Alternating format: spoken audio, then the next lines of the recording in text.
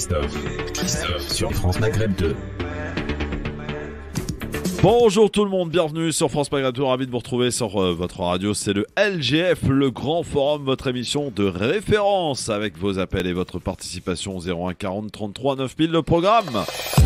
L'embargo russe, oui l'embargo sur le pétrole russe, est-ce que vous craignez une augmentation, une flambée des prix à la pompe? Eh bien on en reparle dans quelques minutes sur votre radio, France Maghreb 2. Union de la gauche, oui mais après, et pourquoi? On en reparlera là aussi tout à l'heure. Et puis, Algérie-Cameroun. Jusqu'où ça va durer cette histoire? La FIFA a rendu son verdict. Pour elle, l'affaire est classée. Sauf que l'Algérie n'entend pas rester là quand on passe d'une affaire de foot à une affaire politique. On y reviendra dans quelques minutes sur votre radio France Maghreb 2. Quoi qu'il en soit, le ministre des Sports n'a pas exclu de faire un appel, voire même des appels auprès de la FIFA. Est-ce possible? On verra cela, on en débattra au 01 40 33 9000. Est-ce qu'il serait peut-être pas temps de passer à autre chose? L'Algérie éliminée, basta. 01 40 33 9000 pour nous appeler et pour intervenir en direct évidemment sur votre radio France Maghreb 2. C'est le LGF comme d'habitude. Ravi de vous retrouver en ce mardi. Nous sommes, mesdames, mesdemoiselles, messieurs, le 10 mai. Le Grand Forum, Christophe Rowe sur France Maghreb 2. Le Grand Forum. Eh oui, avec nous aujourd'hui, monsieur Kader Chiban, conseiller régional de France. Ça va mon Kader? Ça va, je te remercie, en forme. Bon, impeccable. Très bien, tout va bien. Il fait notre beau. ami Razik Metich a un petit souci, j'espère que ça va aller. Il devrait normalement nous rejoindre d'ici quelques minutes. Voilà, on lui souhaite bon courage là. Bon, un petit peu d'inquiétude du côté du papa, j'espère que ça va aller, Inch'Allah. On lui souhaite bon courage. Voilà, et il sera avec nous dans quelques minutes, du moins je l'espère. Alors, bon Kader, avec nous pour discuter, échanger, débattre avec les auditrices et auditeurs de France Maghreb 2. J'ai été voir une super série dont on parlera jeudi dans cette émission. Ça s'appelle Osekine et ça revient évidemment Bien sur sûr. la mort de Malik Osekine en 1986 à Paris, rue de Monsieur le Prince. Et une série sortira demain sur Disney+, en 4 épisodes.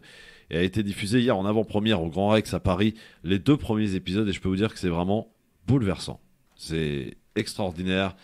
Voilà, j'étais d'ailleurs juste à côté du grand frère Ben Ammar qui sera avec nous d'ailleurs ce jeudi dans ce LGF. Ben Ammar Osekine, vraiment c'est une série à voir. Elle est extrêmement bien réalisée. Les acteurs sont très bons et c'est très poignant. Voilà, donc c'est à voir et ça sort demain sur Disney+. Osekine, ça s'appelle, et ça revient donc sur ce la tragique mort de Malik Osekine qui a été tué par la police, voilà, tout simplement, rue Monsieur le Prince, juste à proximité de la Sorbonne.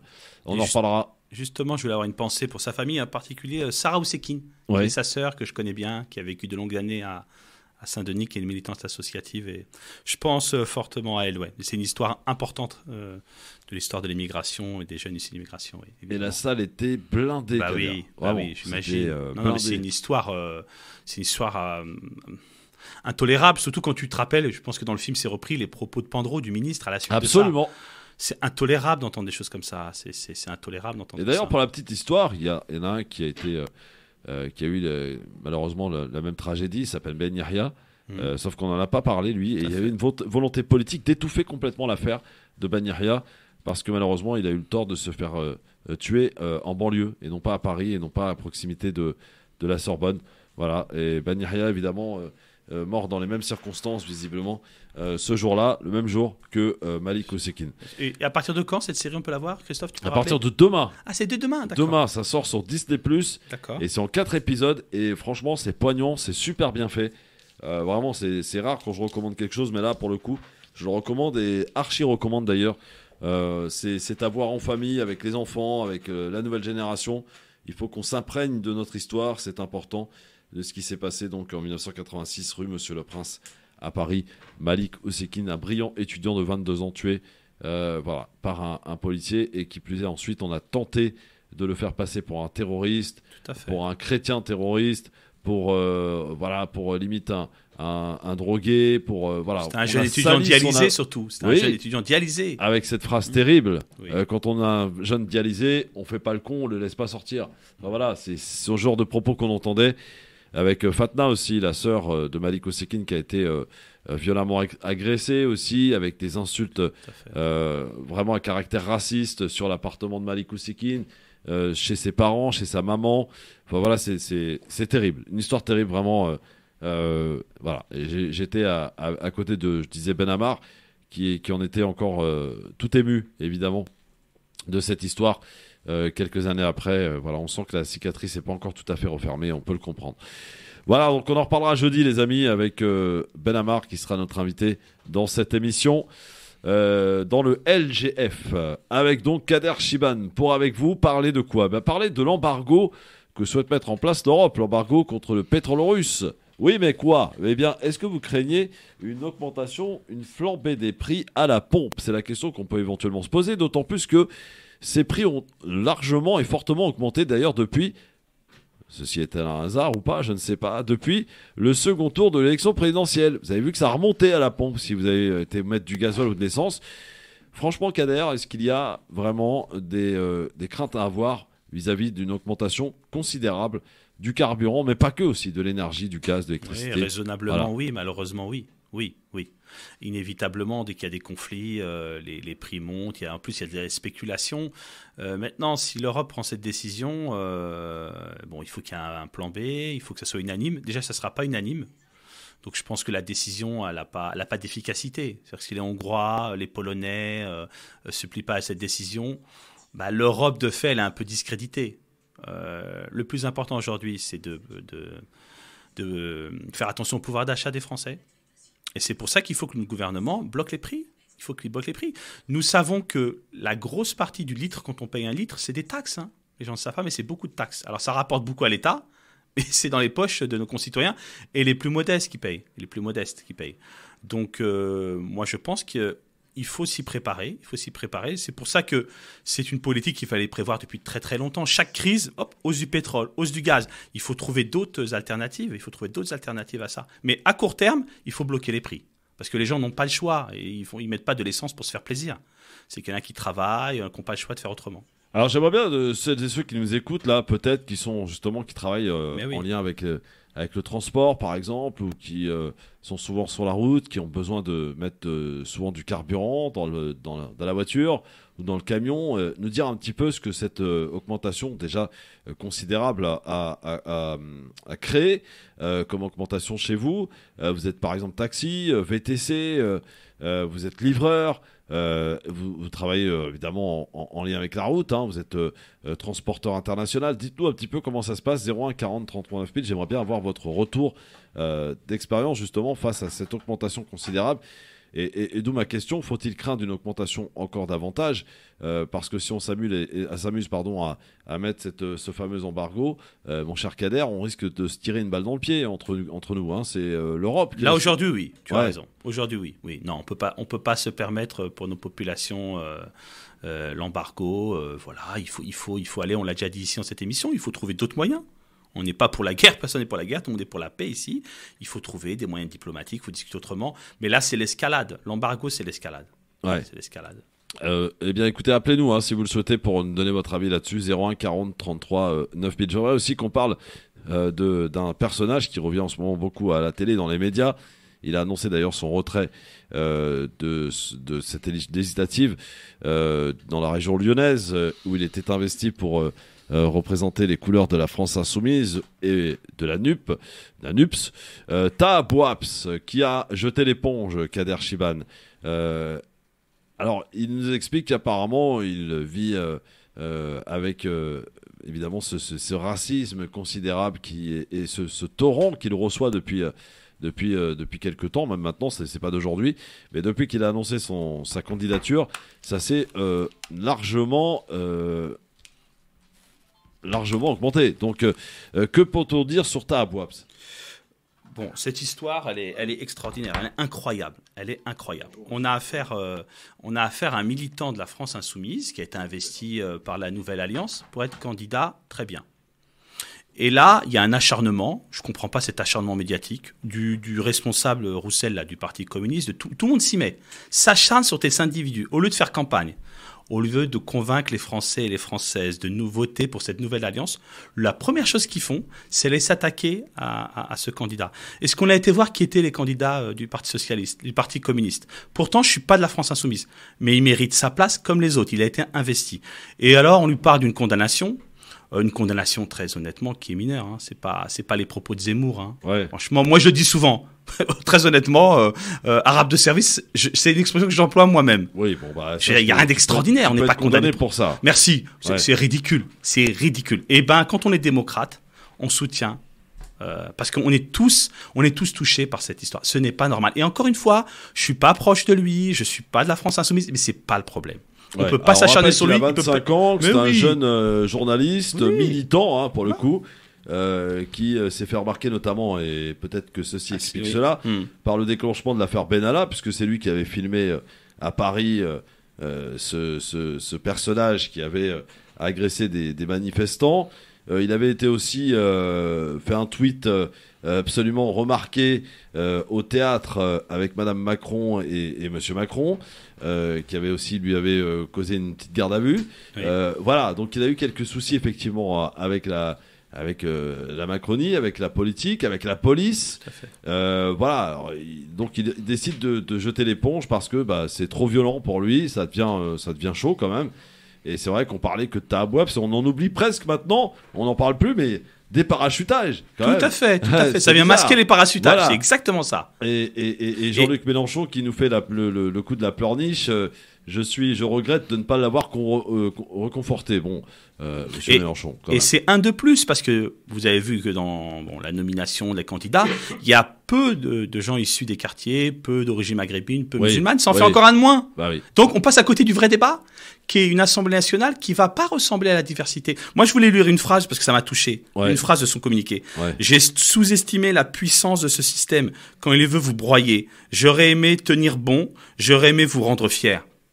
Bah franchement, quand je dis ça, j'ai des frissons parce que je me sens, je m'identifie à ce qu'il dit et je comprends ce qu'il vit et cette souffrance. Et elle est injuste. Bon, bon courage Tara en tout cas, et voilà. Tout à fait. Je l'ai appelé, il n'a pas répondu. Je pense que voilà, il doit être un petit peu, Oui.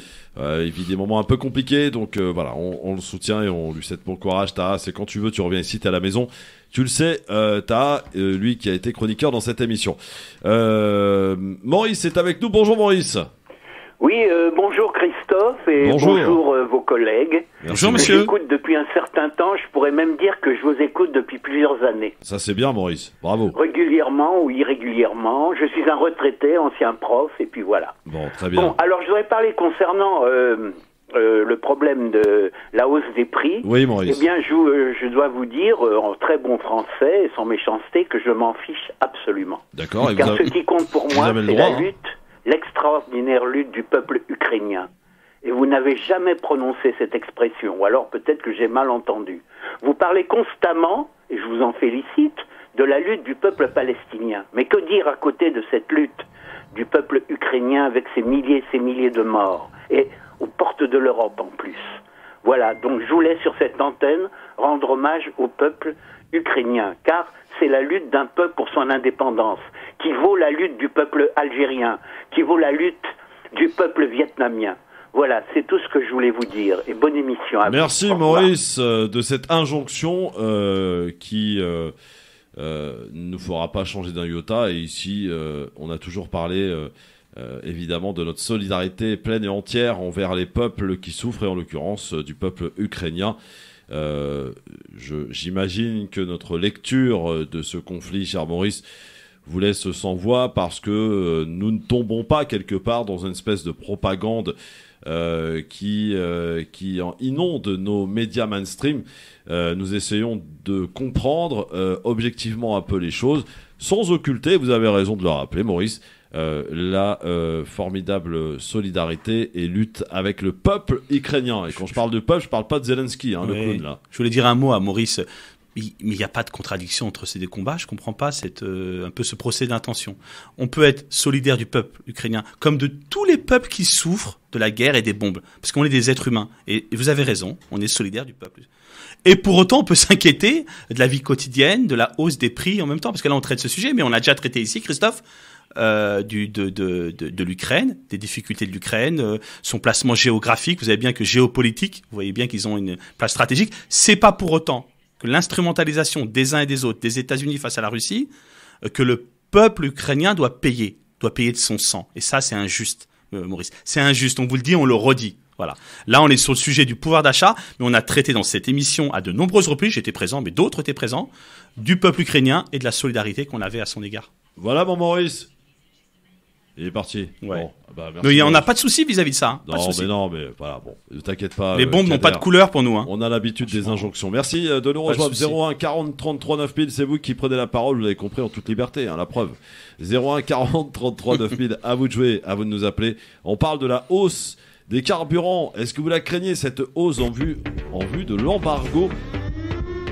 Le LGF sur France Maghreb 2. Merci d'être avec nous avec monsieur Tarek Sassi, toujours énervé.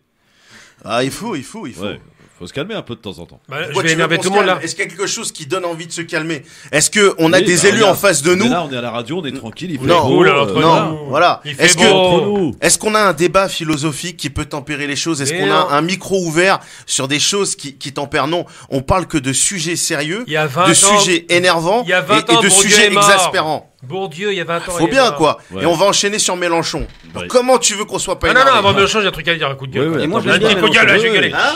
Moi, je l'aime bien, Mélenchon. Ben, miskin, franchement, mec, Ouais, arrête, Inch'Allah, arrête. tu retrouves ta lucidité. Bon, ouais, Inch'Allah, il a dit. c'est quoi ta lucidité à toi, hein? Ma lucidité à moi, Ouais, t'arrêtes, c'est pas un c'est mec quoi? qui squatte le 16e, qui va dans les beaux restos du 6e, du 7e et du 8e arrondissement et qui soutient une députée qui a pourri ma circonscription, qui a fait de ma circonscription, c'est Détroit, c'est Baltimore. Alors non. Ismaël Boudjekada est avec nous sur France Maghreb 2. Gamal Abina aussi. Et avant que tu parles, mon cher Gamal, on va accueillir Soraya qui nous appelle de Metz. Bonjour Soraya. Ah bah voilà. Tu as fait peur, Tarek. Ça Tu as commence fait fort. peur. Tarek, faut que tu aies doucement. En Tu fais panique. peur aux Ah oui, auditeurs. c'est vrai. Gamal, qu'est-ce qui se passe? Alors, je tiens quand même à dire une chose, parce que je trouvais extraordinaire que aujourd'hui, si on est contre des néo-nazis ukrainiens qui existent, une minorité, c'est 5% de l'armée ukrainienne, on devient pro-Poutine. J'ai vu une manifestation à Paris il y a 2 semaines, j'en ai parlé déjà, au cours de laquelle j'ai vu apparaître 3 drapeaux, pas un, mais 3 drapeaux néo-nazis. Alors, ils sont malins parce que les drapeaux sont rouges et noirs et que les gens ne connaissent pas Stepan Je Bandera. suivrai ma peur. Et donc, Stepan Bandera, c'est le néo-nazi qui a suivi les nazis, d'accord, qui a commis des crimes en Ukraine, qui a massacré beaucoup de Russes aussi, il ne faut pas l'oublier. Et aujourd'hui, on se demande, est-ce qu'il est normal que... On peut soutenir le peuple ukrainien, c'est normal, mais est-ce qu'il est normal qu'on ne montre jamais dans la propagande qu'on a dans les médias actuels le fait qu'il y ait effectivement des néo-nazis dans le Donbass, que ces gens sont des criminels et qu'ils ont, ils ont tous les oripeaux des néo-nazis jusqu'à la svastika. Donc là, il y a un vrai problème. Donc la question qui se pose, c'est est-ce qu'on doit accepter cela ou pas? Moi, je réponds simplement, il faut être cohérent. Être contre la guerre, c'est une chose, Oui. mais on ne peut pas accepter qu'il y ait des néo-nazis qui manifestent à Paris avec des drapeaux néo-nazis en pleine place de la République. Et merci à Gamal d'avoir montré ça. Franchement, merci. Alors, Parce que t'as été le seul à le montrer. Ouais, Hein. malheureusement. Ahmed est avec nous. Bonjour Ahmed. Bonjour, Bonjour, vous nous appelez d'où Ahmed? je suis de Montpellier. Je voudrais très bien. que vous parliez un peu de la vérité, la réalité de ce qui se passe. On parle toujours de l'Ukraine Ouais. et que Poutine est un grand criminel et tout ça. Il faut dire la réalité. Ça fait 40 ans que ça dure en Palestine, il n'y a personne qui en parle. Bravo. Ni nos frères, ni Plus les de 40 Français. ans. C'est toujours la même poisse. Et en plus de ça, en Irak... Bush, c'est un grand criminel, personne Merci. n'a jugé, personne n'en parle de la monstruosité qu'il a fait en Irak. Et tout ça, personne n'en parle à votre chaîne. Ni de la Palestine, ni de l'Irak. Attendez, si Et on ça, parle pas Ni de la Palestine, Libye, ni de la Syrie, ni de l'Afghanistan, Monsieur Ahmed, ni d'une partie de Oui. l'Afrique. Ahmed, Oui. ici, franchement, s'il y a bien un truc, on parle souvent et régulièrement, on y fait référence. En tous les cas, c'est bien la Palestine, c'est bien nous. L'Irak non, aussi, non, on y pas fait. assez, Si, monsieur, attendez. jeune homme, Vous pas faites- assez. Ouais, Pas bah, assez. pas assez Parce que peut-être, mais en j'entends tout cas, voilà. votre émission. Elle est bien, mais il y a des choses que on ignore, on passe dessus, on n'en parle pas assez. Parce que ça me fait mal au cœur. Nos frères, ils se font tuer jour et nuit, comme des vieux, des enfants, des jeunes, et comme des fourmis, et puis ils ont été en plus, les sionistes, accéder à la mosquée Al-Aqsa, les agresser pendant qu'ils vont à la prière. Il n'y en a personne qui parle. Ici en France, ils s'en fichent, on n'en parle pas. Ils disent que la liberté, les droits de l'homme et tout ça, c'est pas vrai. Mais ils s'en foutent de leur propre peuple. Qu'est-ce que vous voulez qu'ils s'intéressent à des gens et des territoires qui veulent exploiter ou mépriser? Concrètement. Merci Ahmed, en tout cas. Donner de l'armement, des militaires, ça y va. Mais pour aider la Palestine, ils sont sans armement contre les sionistes. Il n'y a personne qui en parle, personne qui les aide. Merci Ahmed, en tout cas, on a bien entendu votre réclamation, cher Ahmed. Voilà, on en prend acte. Merci à vous et bonne journée du côté de Montpellier. Ismaël, pour conclure là-dessus sur l'Ukraine, est-ce que selon toi et d'après tes analyses, tout indique une poursuite de cette escalade en Ukraine de la part de la Russie tant qu'elle n'aura pas atteint ses objectifs et surtout elle veille à ce que l'OTAN ne se rapproche pas de chez elle, quitte à menacer aussi des pays qui pour certains risquent de rejoindre l'Europe dans quelques temps. Oui, non, mais effectivement, de toute façon, on sait très bien que Vladimir Poutine ne fera pas marche arrière, parce que sinon, de facto, il perd cette guerre. Et on sait pertinemment qu'il veut tout sauf perdre cette guerre. Donc maintenant, moi, ce que j'explique, c'est qu'il faut simplement aussi appeler à la décence. Je ne sais pas si M. Biden écoute France Maghreb 2, mais j'aimerais bien, histoire qu'il m'entende, lui demander un petit peu plus d'humilité, un peu plus de respect également, parce que quand on lance des négociations et qu'on passe ces journées, et comme Zelensky par ailleurs, à insulter la personne avec qui vous êtes censé négocier, effectivement, ça fait se poser un certain nombre de questions. Donc aujourd'hui, en tous les cas, à mon humble niveau, la seule chose que je peux dire, c'est que tous les ingrédients semblent effectivement réunis pour que ce conflit se poursuive sur la durée. Jamal, tu partages ? Alors, je comprends ce qu'il veut dire, mais par contre, je ne crois pas à la durée du conflit. Je pense qu'il va être... il y a des objectifs militaires qui ont été atteints déjà. Mariupol est tombé finalement facilement. Il restait juste à la poche de cette fameuse usine d'Azental, mais c'était rien du tout en vérité. Ils n'ont pas osé la prendre tout de suite parce qu'ils avaient le doute sur la présence de civils qui était actée. Mais non, ce qui se passe, c'est qu'effectivement, Poutine est très clair. Il n'a pas pris Kiev. Il ne l'a pas pris, pas parce qu'elle n'était pas prenable. Il l'a pas pris parce qu'il a dit qu'il ne voulait pas cette ville et qu'il ne voulait pas un bain de sang. Il le disait dès le départ. Les Européens font semblant de ne pas l'entendre. Par contre, la surenchère verbale, effectivement, de certains dirigeants européens, je ne vais même pas parler de von der Leyen, qui est la pire. Hein, c'est une vraie... Pour moi, je pense qu'elle a des... On parlait de folie tout à l'heure, c'est de la folie, sa posture, parce qu'elle met en danger son propre pays. Mais en dehors de cette surenchère verbale, qui ne traduit en vérité qu'une seule chose, il ne faut jamais perdre de vue, parce qu'il faut toujours prendre du recul sur les choses. Quand ils ont poussé les Ukrainiens à la faute, et c'était vraiment les pousser à la faute que de provoquer les Russes, en disant qu'ils ils ont quand même interdit le russe en Ukraine, ce qui est quand même gravissime. Ils ont exagéré leur position, ils ont marginalisé les Russes, ils ont commencé à les insulter. Bref, on est arrivé sur quand même de la surenchère. Ils ont intégré les SS, enfin les ex-SS, les nazis, néo-nazis de cette fameuse brigade Azov. Ils l'ont intégré dans l'armée ukrainienne. Ils ont fait beaucoup de choses comme ça qui étaient des provocations. Il ne pouvait pas y avoir autre chose qu'un conflit. Et la faute européenne et états-unienne, extrême occidentale, comme je l'appelle, c'est qu'ils ont produit ce conflit et qu'ils les ont laissés livrer à eux-mêmes. Et dans leur mauvaise conscience, qu'est-ce qu'ils font ? Ils font des réparations. Ils font croire qu'ils apportent des armes. Il n'y en a pas. Ils font croire, ils disent qu'on va recevoir des Ukrainiens par millions, alors que de toute façon, ils vont les renvoyer chez eux. Ils le savent très bien. Ils font croire qu'ils vont faire des sanctions avec la Russie. Je vous donne une seule sanction qui va vous parler tout de suite. Une sanction, pas 10, hein. Une. La sanction sur les gaz a été votée il y a 2 semaines.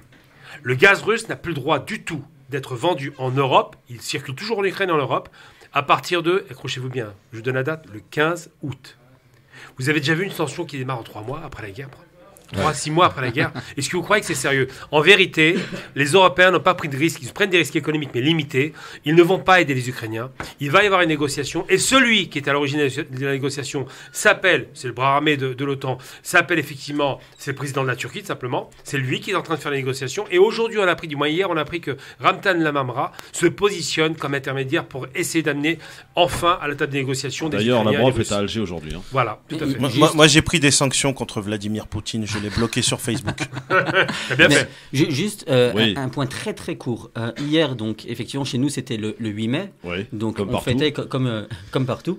Et on fêtait justement, comme j'ai dit tout à l'heure, la chute du régime néo-nazi. Et quand même, je trouve extraordinaire, et c'est profondément dégueulasse, le fait que l'on donne un temps d'antenne en direct aux représentants du groupe, justement, néo-nazi ukrainien, ce jour-là particulièrement. C'est une insulte qui est faite à l'histoire à l'histoire moderne que l'on connaît. Merci de le rappeler. Ouais, merci de l'avoir fait, mon cher Ismaël, d'avoir rappelé ceci, évidemment. Alors, écoutez, on va suivre de très près. Tiens, j'ai un copain, il a fait le plein en essence en Algérie, il a payé 8 €. Par contre, oui, j'ai une chose, c'est bien, et juste à rajouter, parce que ça nous touche un petit peu quand même. Jour de paix, jour de deuil. Le 8 mai 45, j'en ai parlé hier à la télévision algérienne. Absolument. Ils ont massacré 45 000 Algériens. Alors, je parle des civils, je parle des familles qui étaient restées en Algérie pendant 3 mois, absolument, alors que leurs hommes partaient combattre les nazis. Ça, c'est un jour qu'il ne faudra jamais oublier. Et un jour, il va falloir que la France demande pardon pour ces crimes de guerre. Oui, absolument. Exactement. Ce qu'on appelle l'autre 8 mai. Absolument. Voilà. Zemmour te dirait, ben voyons. Mais Zemmour n'a pas de cerveau, on a vu le résultat. 7%, c'est le QI. Hein. Ouais.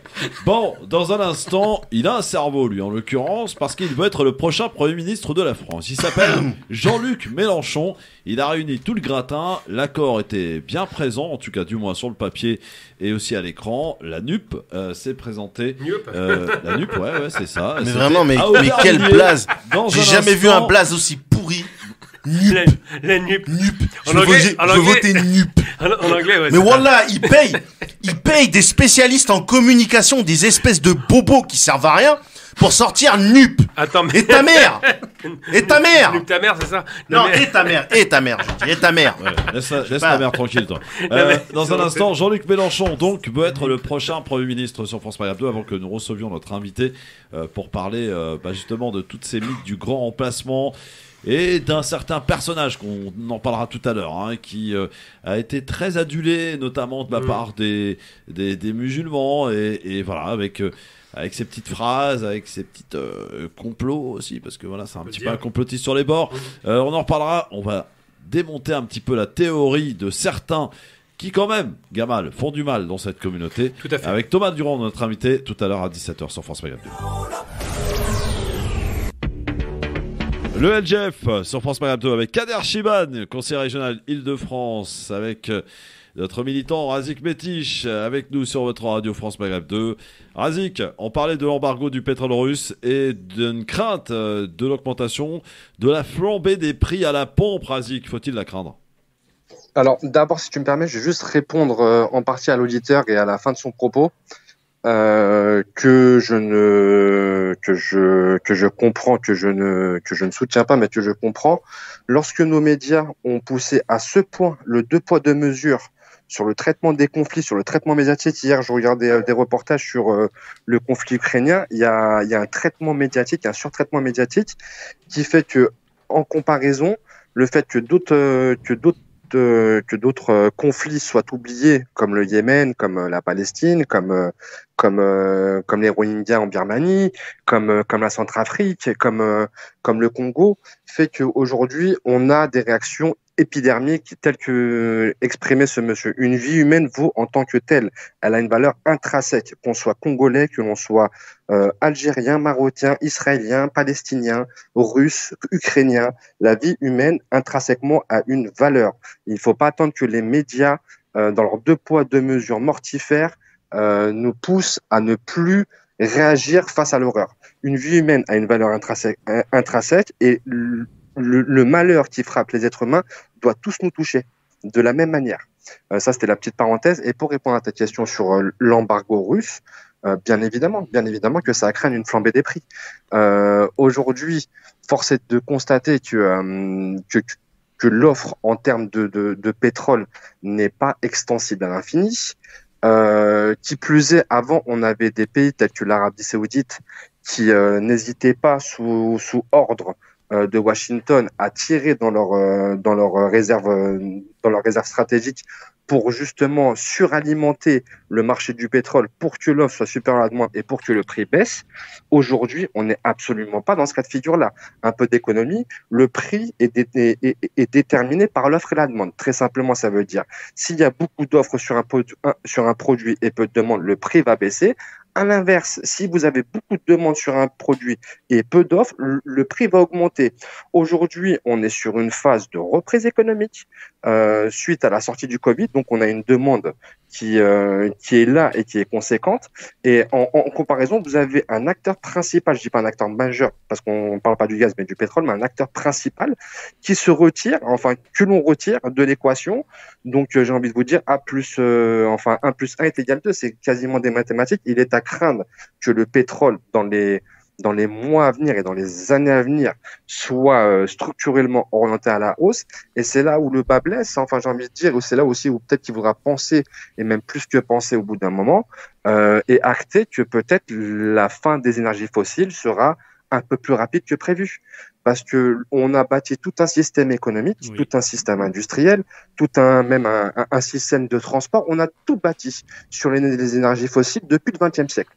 Aujourd'hui, est-ce qu'on ne pourrait pas sortir par le haut de cette crise en pensant justement à des énergies renouvelables et en faire des piliers et des moteurs en termes d'économie, en termes de société, en termes d'urbanisme, en termes de transport, parce que c'est une véritable question. Parce que là, aujourd'hui, on est confronté au problème entre la Russie et l'Ukraine. Quoi qu'il arrive, le prix du pétrole était structurellement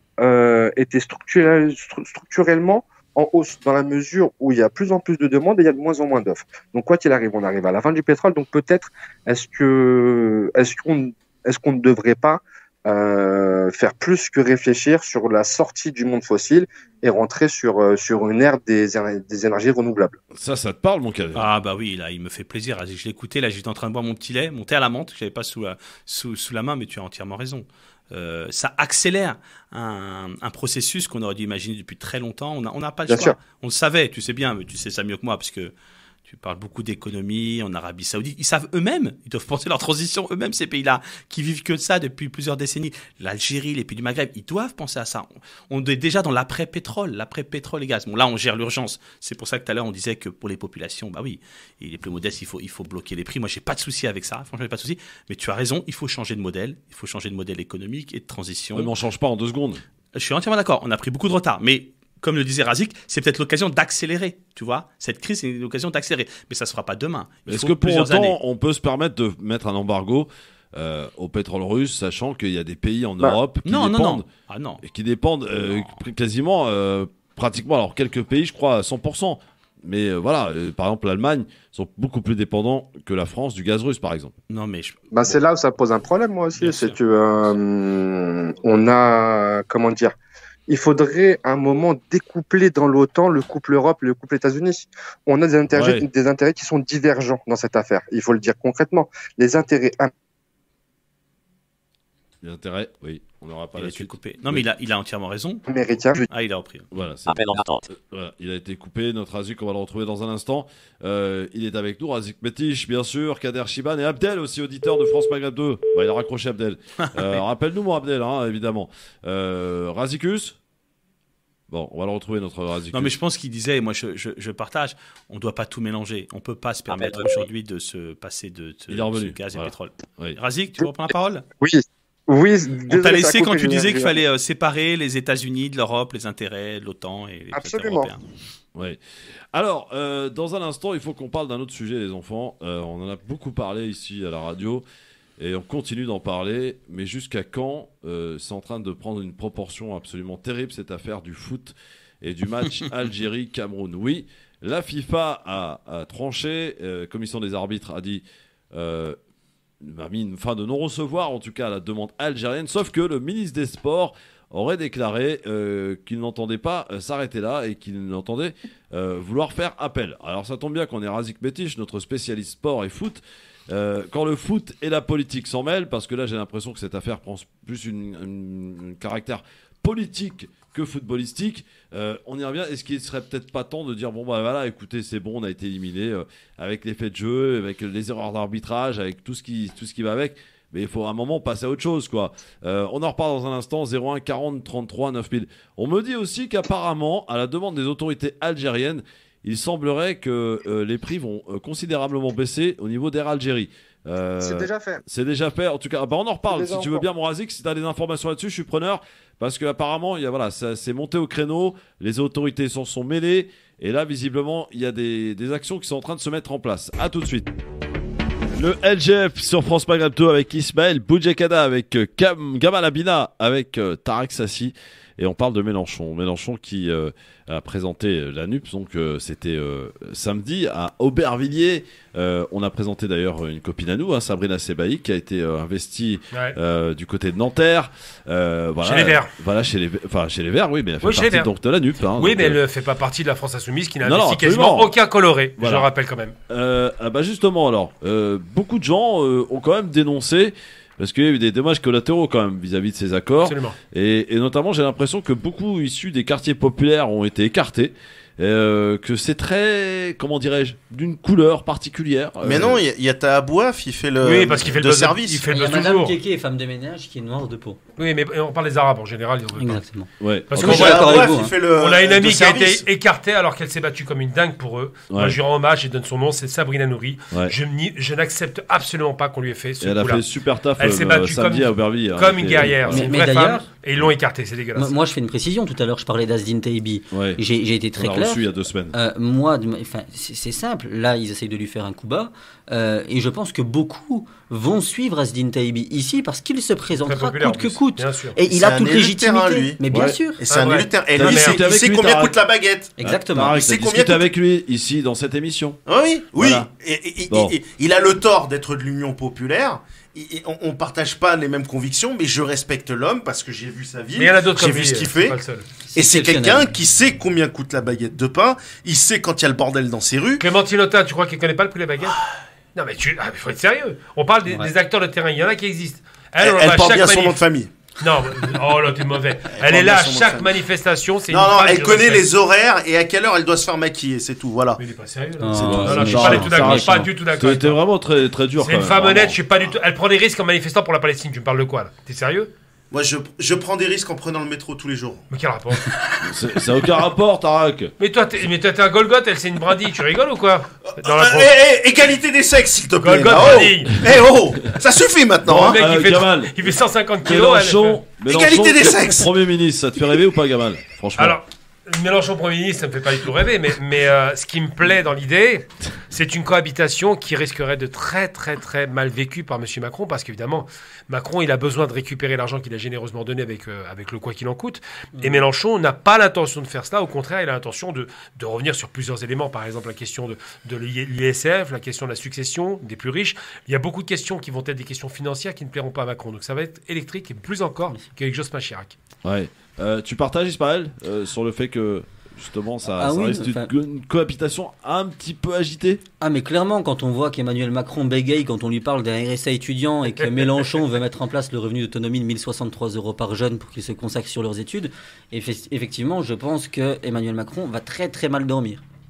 Brigitte aura du travail. Ouais, mais Tarek, quand même, faut avouer que là, on a quand même 2 programmes bien distincts qui sont complètement différents, qui sont proposés aux Français là. Lors des législatives, tu as le programme de la NUPS, donc où Oui, la France oui, Insoumise a t'as réussi. celui qui va mettre les gens au RSA qui sont sans domicile fixe au travail. Et puis t'as l'autre qui vend du Là, rêve. c'est Macron, ouais. Oh là là, non mais attends, me dis La pas réalité, que elle est là. des propositions qui va Attends, dire- j'ai taclé Macron, sois gentil quand Ah, même. non, Oui, mais- j'ai cru comprendre que tu défendais cette réforme sur le J'ai RSA, taclé qui pour moi est Macron. insupportable. Il a taclé. Non mais attends, j'ai des J'espère. 10 ans sans domicile fixe moi. Et je sais ce que Ok. c'est que de toucher le RSA, Ah, c'est vrai, de c'est- travailler à ok. côté, d'être Tu dans l'as la compris merde. comme moi. Je pense, tu l'as Oui, compris j'ai comme compris, moi. j'ai mal compris. C'est vrai. Voilà, Voilà. on est d'accord. Non, moi j'ai dit voilà, on a le choix entre deux Ironie. programmes. Ouais. Entre le mec qui veut faire bosser le SDF qui touche le RSA et après il lui dit retourne à la rue une fois que t'as fait tes 15 heures, Ok. et l'autre qui te vend du rêve qui va rien appliquer. Oui, il ironise. Ils vont Qu'est-ce faire tu que du en sais mondain. Qu'est-ce que tu en Ils vont sais faire que du mondain. On les a vus dans le crois pas qu'ils- Mais local. le mandat Ils n'ont impératif. rien branlé. Ils n'ont rien Mais branlé. il te propose le Il faut mandat arrêter. impératif. Les gens ont rêvé. Les gens se sont fait duper. On a eu en masse des messages. Et d'ailleurs, la CNIL, c'est bizarre qu'elle a pas été saisie. On a eu en masse des messages de mecs qui venaient de Marseille qui te disaient « Ah, faut voter Mélenchon, hein, la famille !»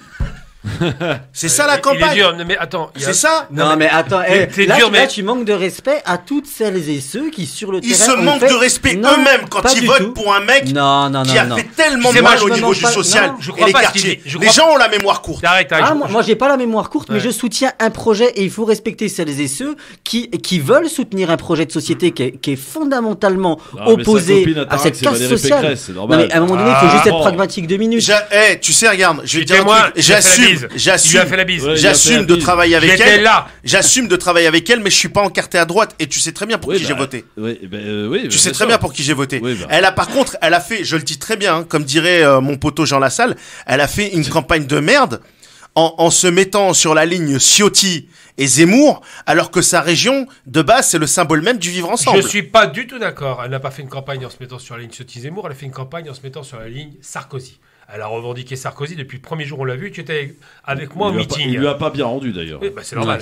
Sarkozy, c'est pas un homme de parole. Sarkozy, c'est un macroniste avant Macron. Non, c'est pas Macron, c'est pire. Ah, si, non, c'est pire. Si. Non, c'est pire. Mais faudrait peut-être quand même ouvrir les yeux. Macron, c'est la succession de la politique de Sarkozy et de François Hollande. Ils ont la même politique. François Hollande, c'est l'homme qui t'a dégoûté de la gauche, qui a trahi la gauche.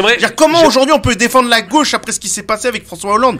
La gauche est morte après Lionel Jospin. Non, mais juste pour une chose importante, j'aimerais te dire quand même, parce que là, tu es très négatif, moi je pense pas qu'il se passera rien si jamais, effectivement, la France Insoumise, enfin le NUPS, arrive... Il va y avoir dissolution de l'Assemblée déjà. Non, mais c'est normal. Ça sera la carte. C'est pas tenable. Normal. Ça sera la carte. Non, il va pas dissoudre l'Assemblée. S'il y a une élection qui elle passe, ils vont pas la dissoudre. Bien sûr. Au bout de 2 ans ou quoi, mais non, il va pas le faire. Il y aura une cohabitation de 5 années, comme c'est arrivé avec Chirac. Il a une possibilité de le faire une fois dans le mandat. Une fois, mais il le fera pas. Il peut le faire. Mais c'est un risque gros. Ça va être pire que Chirac en 97. Non, ce qui se passe, c'est que... Il y aura que des blocages. Si les deux bossent... Non, il y aura pas de blocage. Ils ont déjà une expérience de ça.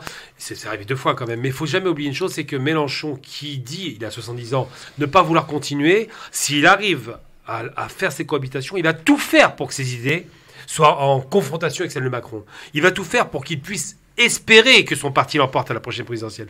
Il ne peut pas se permettre de pas aller jusqu'au bout. Et c'est ça qui est intéressant dans la cohabitation. C'est que ça va être une confrontation permanente d'idées et de déplacements sur le plan social. Donc là, on aura du spectacle. Oui, on aura du spectacle, mais rien dans la réalité. Il y aura. Non, mais bénéfice du doute, maintenant, juste 2 minutes. Dernier mot. Juste, oui, il faut Est-ce qu'on a le temps du bénéfice du doute vu la situation qu'on a? Au pire des cas, c'est Macron, en fait. Donc pourquoi ne pas lui laisser le bénéfice du doute? Et juste, en quelques secondes, je rappelle quand même que Mélenchon a toujours été droit dans ses bottes. Il était sénateur jusqu'en 2008 au sein du PS. Et il est parti parce que la ligne royale a gagné. Et donc, cette droitisation, il n'en voulait pas. Donc, laissons-lui le bénéfice du doute. Il n'a jamais été aux responsabilités, en fait. Absolument. Voilà. Moi, j'ai envie de conclure là-dessus, mon cher Tarek. La réalité, c'est que des élus locaux de droite ont fait plus de social que tous ces élus de gauche qui ont fait du mondain. Voilà ce que je dis. Certainement. Oui, mais t'as pas tort, mon Tarek, tu vois, mais voilà.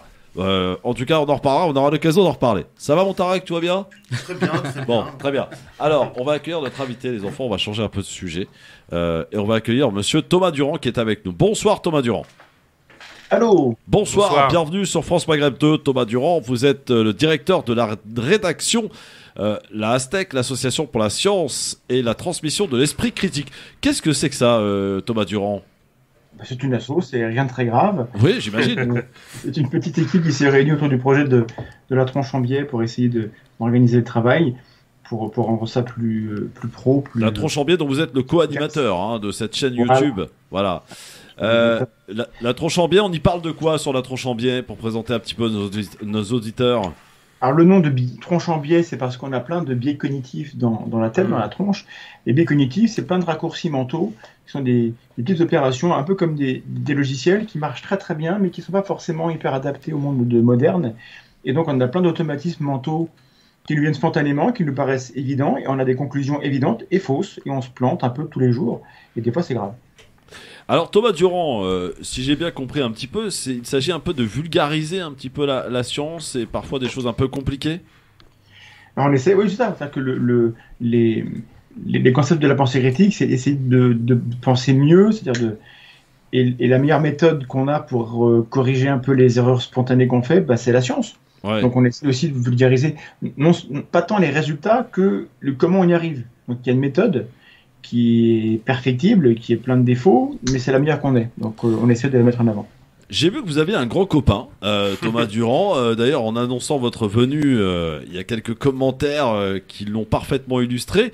Qu'est-ce qui se passe avec Idriss Aberkan, monsieur Durand? C'est plus la lune de miel, là, Oui, disons que moi, j'ai découvert lorsqu'il a commencé à être vu dans les médias, c'était en 2015-2016. Ouais. Et il parlait de biomimétisme, d'économie bleue, franchement, j'étais pour. J'ai vu une conférence TED, je crois, et j'ai trouvé que c'était plutôt intéressant, c'était bien.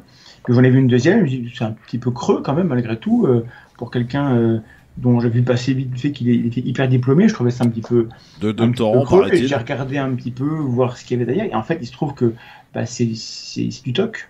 Ouais, du TOC, c'est-à-dire parce que c'est une personne qui était très suivie. Notamment chez certaines personnes dans cette communauté, par exemple la communauté dite comme musulmane, si tant est qu'elle existe d'ailleurs, c'est quelqu'un qui était très suivi. Et ça je peux comprendre, il n'y a pas beaucoup de gens qui ont le rôle modèle de montrer que parce que moi mon nom c'est Thomas Durand, c'est une banalité totale, vous voyez, mais quand on a un nom un peu plus difficile à porter, avec un faciès un peu plus difficile en France, je peux comprendre qu'on dise enfin quelqu'un qui a réussi et qui nous dit comment on peut y arriver. Ouais. C'est normal de commencer par se dire ce mec-là, en plus il parle bien, faut reconnaître, il a le sens de la formule, il s'est exprimé, il s'intéresse à des sujets qui sont intéressants. Après, qu'est-ce qu'il en dit?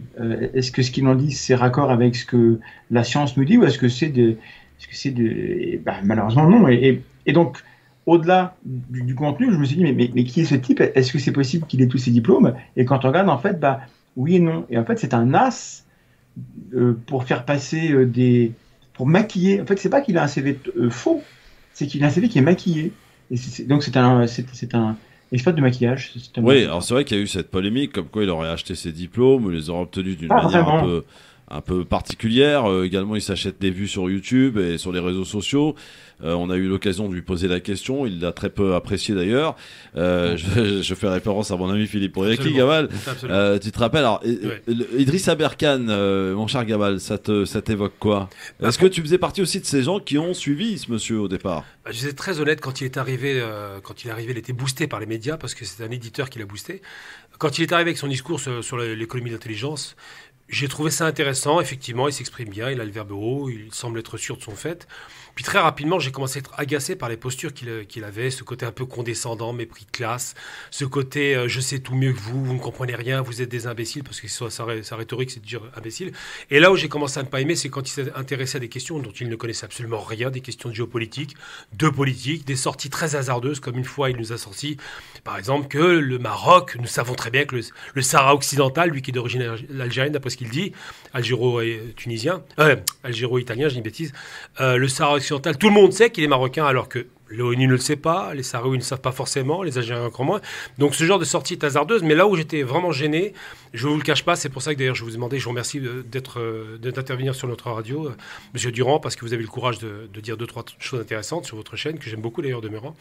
Là où j'ai eu du mal, c'est cette façon de répondre de façon méprisante, comme toujours, ce mépris de classe, d'essayer de se moquer et de déconstruire ce qu'on dit de lui sans en apporter la moindre preuve ou la moindre démonstration.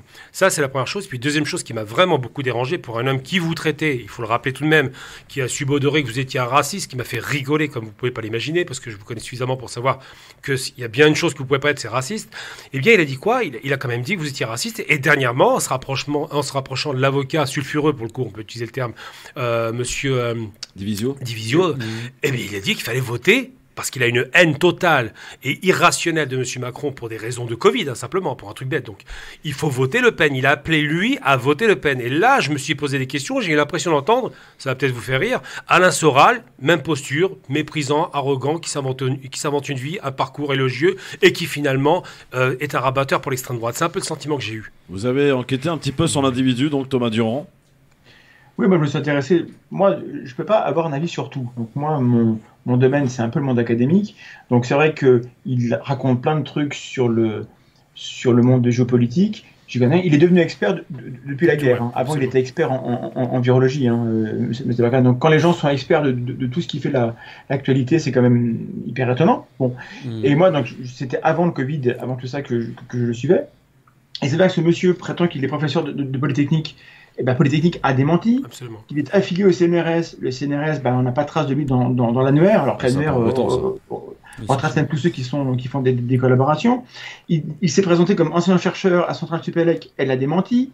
Comme chercheur affilié à Stanford, j'ai contacté M. Brian Moore, qui est censé l'avoir invité chez lui, alors qu'il avait 20 ans et l'avoir payé. Le monsieur a dit, bah non, il n'a pas été payé, puis on l'a pas invité, même s'il était là-bas. Il a dit qu'il était interne à Cambridge.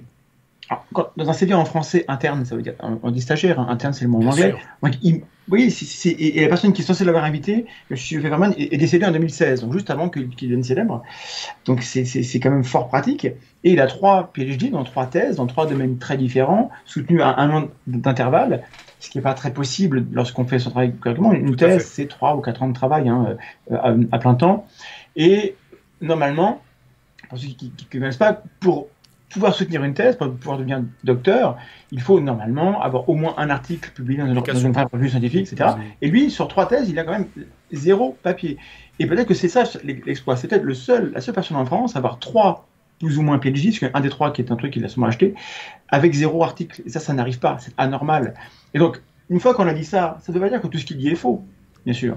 Mais ça veut dire que ce qu'il dit, il le dit de la hauteur qui est la sienne, qui est installée parce qu'il y a tout un narratif autour du petit génie, poussé par Robert Laffont, éditeur qui fait pression pour faire supprimer des blogs qui étaient critiques, parce que c'est quelqu'un aussi qui n'a aucun respect pour les gens qui critiquent, donc il est pour la censure quand c'est pour les autres.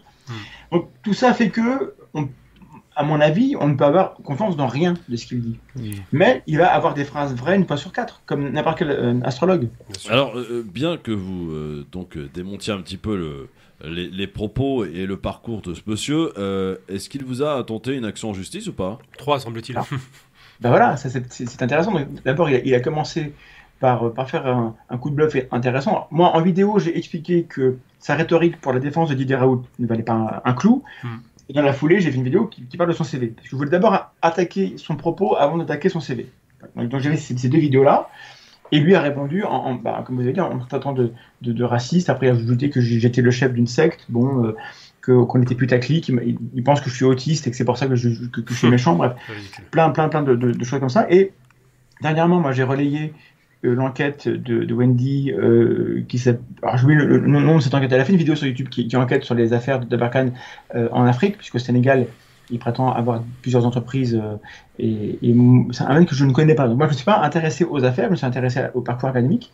Donc j'ai relayé cette enquête-là. Lui, il hurle que c'est scandaleux, que tout est mensonge, et qu'il a entamé des démarches pour m'attaquer en justice dans 3 pays différents, avec 3 avocats différents. Ah oui. 3 PhD, 3 avocats, tout va par 3. Oui, c'est toujours pas 3, c'est clair. Ouais. Alors, Thomas Durand, j'ai vu qu'il y en a qui appelaient à un débat entre vous. Est-ce que vous y êtes favorable ? D'abord, M. Barkhane m'a bloqué partout. Il ne veut pas de débat, c'est clair. Débattre de quoi ? Je vais venir et je vais dire, M. Barkhane, vous, Polytech a démenti que vous étiez ancien chercheur chez eux. Il va me dire, oui, mais il se trompe, c'est ce qu'il a dit sur les réseaux. Qu'est-ce qu'on aurait à débattre ? Je peux débattre avec quelqu'un qui a un avis sur quelque chose, mais là, le produit que vend Idrissa Barkhane, c'est Idrissa Barkhane. Absolument. Donc, tout le débat porterait sur sa personne à lui, et ce serait extrêmement malsain. Donc, moi, je critique son parcours, je critique sa parole, mais qu'est-ce que vous voulez que j'aille débattre avec lui ? Je veux bien y aller, hein, mais de quoi on parlerait ? Bon, alors très bien, c'est une fin de non-recevoir, je pense, des deux côtés. Ismaël, tu connais Idrissa Barkhane ? Oui, je connais le personnage. Moi, honnêtement, je découvre un petit peu ce portrait qui est dépeint. Effectivement, sur les données, notamment les 3 thèses qui ont été défendues en une année, c'est ça que j'ai entendu. Oui, 2 ans. Voilà, 1 à 2 années, effectivement, c'est juste impossible. Maintenant, honnêtement, moi, je ne connais pas l'affaire, donc je vais pas forcément m'exprimer dans le détail là-dessus, mais ce que je dirais quand même, c'est que à minima, alors, c'est quelqu'un qui parle très très bien et qui a, on peut au moins lui reconnaître, un cerveau qui fonctionne relativement bien. Il a un bon verbe, on peut aussi lui reconnaître. Et celles et ceux, on a des personnes honnêtes qui ont un bon verbe et on a des personnes de très bons menteurs qui ont aussi un bon verbe. Et c'est ça qui les facilite. On en a connu. Donc voilà, peut-être qu'Aberkane fait partie de cette 2e catégorie. En tous les cas, jusqu'à aujourd'hui, c'était quelqu'un que j'appréciais beaucoup et donc je suis effectivement très surpris. Oui, très surpris. Alors, Gamal. Moi, j'ai envie de rajouter une chose, c'est que, bon, déjà, alors, j'ai fait un peu de droit pendant quelques années. Ça m'a pas passionné, franchement, c'est très, très difficile de supporter le droit, mais bon, j'ai appris 2-3 trucs. Quand on a un jeu de cartes dans la main, quand on n'a pas une main vide, en l'occurrence, et qu'on dit qu'on porte plainte contre quelqu'un, on ne sort pas des formules toutes faites. C'est vrai que apparemment, le chiffre 3 lui plaît. 3 pays différents, 3 jurys différents, 3 avocats en substance. Quand on attaque quelqu'un, on l'attaque clairement et de façon très claire, la ville, le lieu et la motivation. Ça n'est pas le cas aujourd'hui, donc je pense que c'est du bluff. Et indépendamment de cela, moi, ce que je n'aime pas chez ce personnage-là, c'est qu'il y a une posture très vindicative, très prétentieuse, très arrogante, et qu'il s'oublie d'ailleurs en demeurant. Il a une poursuite contre lui qui s'est faite en Suisse. Ça, c'est du sérieux, c'est du concret. Et effectivement, l'enquête qui a été conduite, et j'ai vu cette enquête de 1 heure, qui semblait avoir été sérieusement faite, cette enquête, il la balaye d'un revers de main sans le moindre argument. Le problème de M. Avercan, c'est qu'il envoie des témoins qui fait parler comme il veut, on voit pas le fruit de son travail, on voit pas le fruit de ses aides, mais on se rend bien compte que cette affaire d'investissement en Afrique répondait à cette poursuite en Suisse. Donc c'est ça que je pose comme question, c'est invoquer le cœur contre l'esprit. Il joue beaucoup là-dessus, et puis quand il parle, il fait des esbroufs, il est très fort là-dessus, il vous parle à sujet, il va digresser 2 secondes pour montrer qu'il a d'autres connaissances sur d'autres sujets, et revient sur le sujet faiblement. C'est ça que je lui reprocherais. Mais vous avez focalisé donc sur Idriss Aberkan, il y en a d'autres aussi, Thomas Durand, non ? Bien sûr. Oui, mais Aberkan n'en a pas fini, il donne aussi des cours de... Il est coach de vie, il a une mailing list dans laquelle il propose des conseils de placement boursier, il promet des plus-values de 30%, c'est impossible. Donc c'est sans fin. Après, d'autres imposteurs autour, oui, il y en a plein. Avec ce profil-là en particulier, non, il est assez atypique et c'est un peu son talent, c'est qu'il sort un peu du paysage. Mais d'autres personnages, on a une série de vidéos, j'ai épinglé Jean-Dominique Michel, Laurent Mukeli, qui sont des gens qu'on a vu popper comme ça autour du Covid parce qu'ils étaient dans une posture où il n'y a pas beaucoup d'experts de leur côté. Donc du coup, dès qu'il y a quelqu'un qui semble avoir les bons diplômes, les gens sont très heureux de les mettre en avant. Donc c'est aussi très très paradoxal. Les anti-vax et compagnie détestent le monde scientifique, mais quand il y a quelqu'un qui a 2-3 diplômes et qui dit comme eux, lui c'est un génie. Et lui, il faut l'écouter. Et c'est vrai qu'on s'en est aperçu, notamment pendant la crise du Covid. On a vu beaucoup d'experts qui se sont improvisés, en tout cas comme tels, et qui ont surfé un petit peu sur des gens qui étaient un petit peu anxieux, interrogatifs par rapport à tout ce qui se passait. On a l'impression qu'ils ont su aspirer pas mal de gens en entretenant finalement cette espèce de complotisme qui a été très présent pendant la crise du Covid. Peut-être que monsieur en l'occurrence, mais il n'est pas le seul, en a fait partie aussi, Thomas Durand. Mais le pire, c'est que si le discours conspirationniste a eu tellement de succès, c'est parce qu'il y a eu plein de défaillances de l'autre côté. Bien sûr. Absolument. Ouais. La communication au minimum était calamiteuse. Au début, il y avait du cafouillage. Est-ce qu'il y a eu des mensonges ? C'est bien possible aussi. Voilà. Et puis, il y avait beaucoup d'incertitudes. Et puis, il y a eu un cafouillage au niveau du monde scientifique, où on a eu M. Raoult qui a pris la parole. Ouais. Au départ, il fallait l'écouter, parce que c'est pas n'importe qui, et que lorsqu'on s'exprime comme il le fait avec autant de certitude, c'est qu'on a raison. Il avait tort. Ouais, alors, Thomas Durand, il y a quelque chose que j'aimerais qu'on évoque, si vous le permettez, c'est la théorie du grand remplacement. Qu'est-ce que vous en dites ? C'est compliqué, moi je ne connais pas Moi je viens des sciences du vivant, de la biologie, je m'intéresse à l'épistémo, et donc cette théorie-là, c'est des sciences politiques que je ne maîtrise pas. J'aimerais bien, moi, parce que visiblement le récit, ça marche, il y a beaucoup de gens qui se disent, qui ont des peurs. Quand on entend le slogan de M. Zemmour, c'est que pour que la France reste la France. Le slogan indique que les gens ont peur que la France arrête d'être la France, que ce soit autre chose. Donc, de toute évidence, il y a une vraie inquiétude, et cette pseudo-théorie, elle existe, elle repose sur du grand flou. Et moi, j'aimerais bien, parce que c'est mon côté vulgarisateur, que des gens, des anthropologues, expliquent c'est quoi un peuple, que les démographes expliquent c'est quoi la France, comment les peuples se sont structurés, pour qu'on rassure les gens sur le fait que le changement c'est normal, que l'immigration c'est la règle, et que finalement à l'échelle de quelques générations il n'y a rien à craindre, et à plus long terme il n'y a rien à craindre, on ne sera plus là, donc il n'y a rien à craindre non plus, et que de toute façon et que les gens jouent sur leur peur en fait. Et j'ai évoqué ça sur Twitter en disant est-ce qu'il y aurait des démographes, des anthropologues qui voudraient en parler, et on m'a dit qu'il fallait pas poser la question, et ça c'est plutôt les ultra-gauchistes qui m'ont dit que parce que poser la question, ça valide le narratif des fachos. Donc moi je ne sais plus quoi faire du tout, je vous avoue, parce que ne pas s'intéresser, ça ne marche pas parce que ça prend déjà de la place, et s'y intéresser, mais pas sous le bon angle, ça fait qu'on prend des coups. Donc moi, cette théorie, je ne sais pas quoi en faire, comment en parler. Mais alors, j'y crois pas, hein, mais comment on s'en débarrasse, comment on la débunk sans en parler, je ne sais pas comment faire. La tranche en biais, c'est quoi? De quoi on y parle? Eh bien, on verra ça dans un instant, juste après la petite pause avec Thomas Durand, qui est notre invité sur France Maghreb 2. Il est co-animateur d'ailleurs de cette tranche en biais sur YouTube. À tout de suite.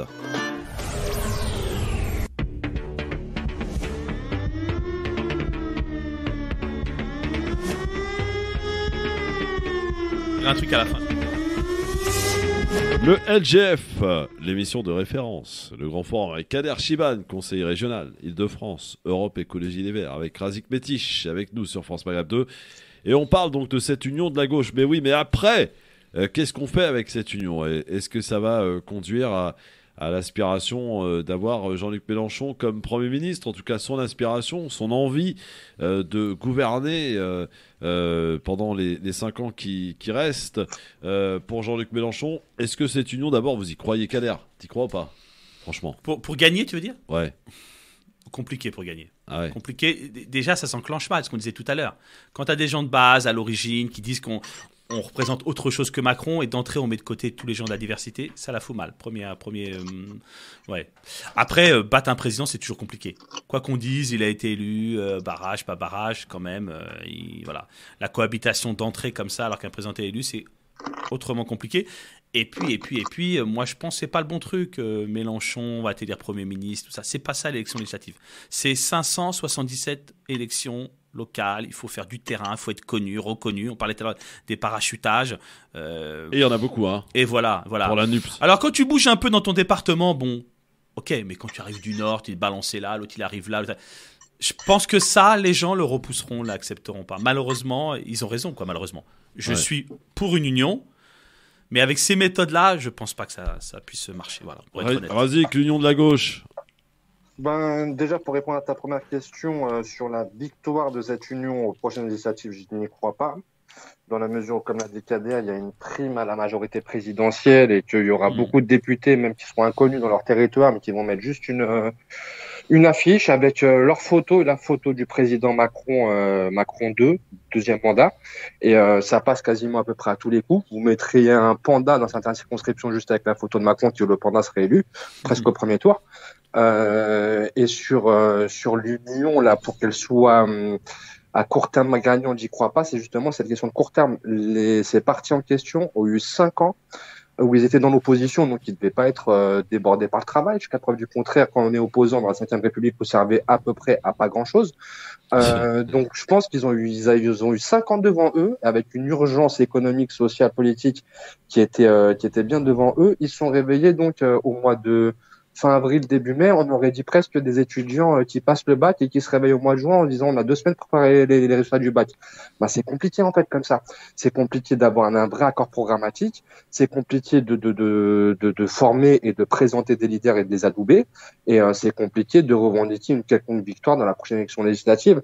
Après, sur le long terme, est-ce que cette union peut être porteuse? Je vais le dire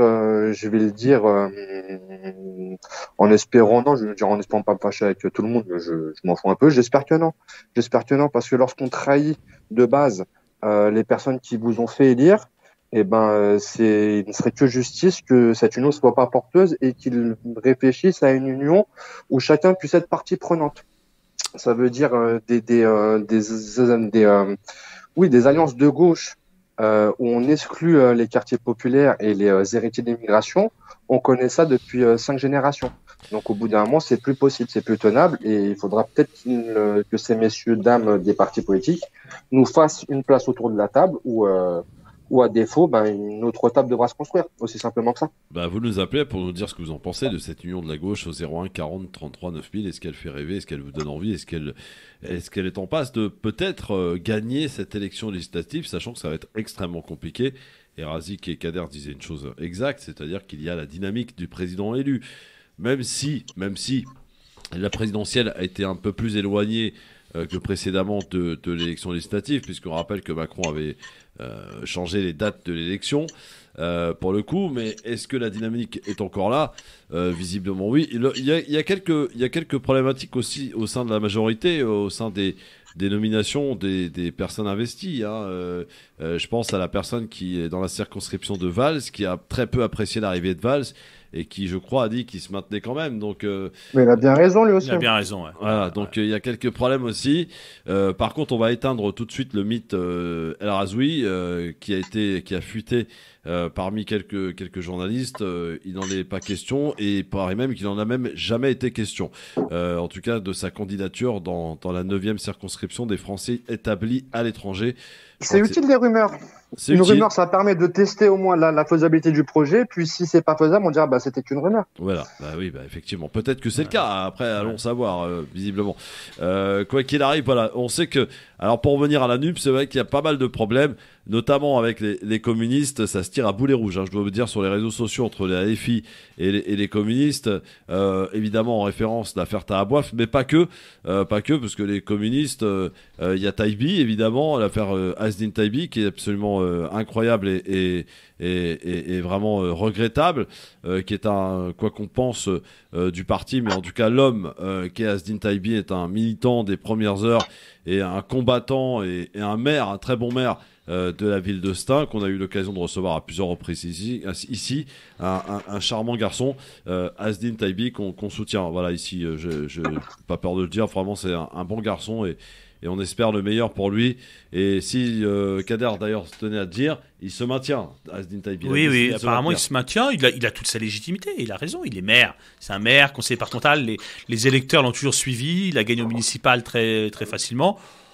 Il a l'expérience pour être un député. Je vois pas quoi de plus normal, quoi de plus logique. Mais non. Nous, on doit avoir des chemins, toujours des fossés pour. Les chemins de travers. Ouais, exactement, malheureusement. Houssen est avec nous au standard. Salut Houssen.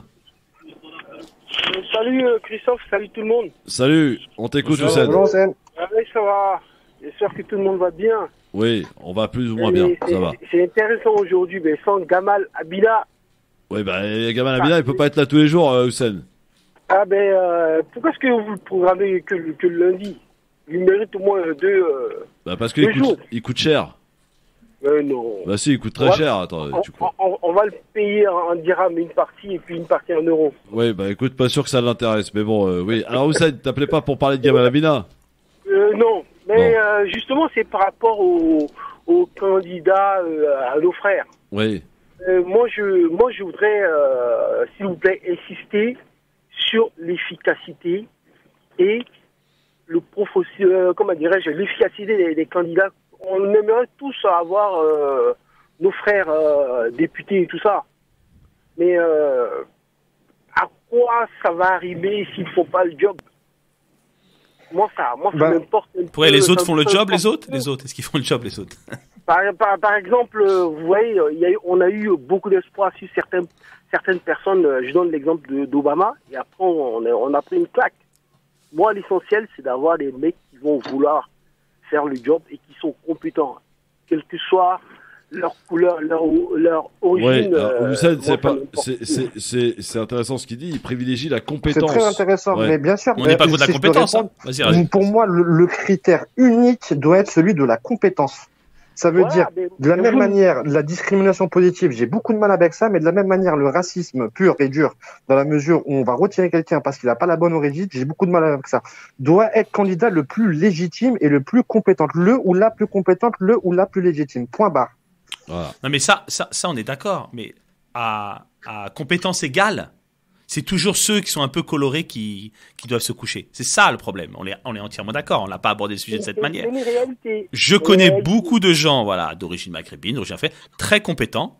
Asdin Taïbi, il est compétent. Il a gagné une mairie. Je le connais. Il est vice-président au territoire. Ouais. Il est légitime. Mais évidemment, son origine joue contre lui à ce moment-là. C'est quand on arrive à l'égalité de compétences que l'origine joue contre. Et c'est là où on a un problème.